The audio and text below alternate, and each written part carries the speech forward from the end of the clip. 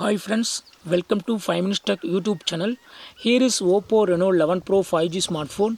In this video, you will learn how to hide photos, videos in your phone Oppo Reno 11 Pro 5G.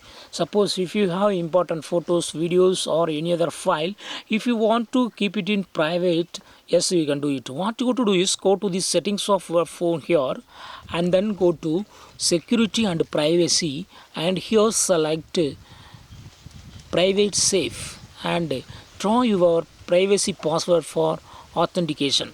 And now here you can select images and videos, audio, documents and other files that can be saved here, and they will be safe, and without giving privacy password no one can access it. Okay, and click on here images and videos and click on add plus symbol and select the images that you want to uh, keep it private. Okay, so here I have selected few photos and I would like to keep them in a safe place. Okay, so click on set as private here, and so that it will be moved from the original place to here. Okay, so these photos will not be available on the original place. Okay, without giving the your pattern, no one can view it. Okay, you can only view it here. Okay, so in this way you can easily keep important photos and videos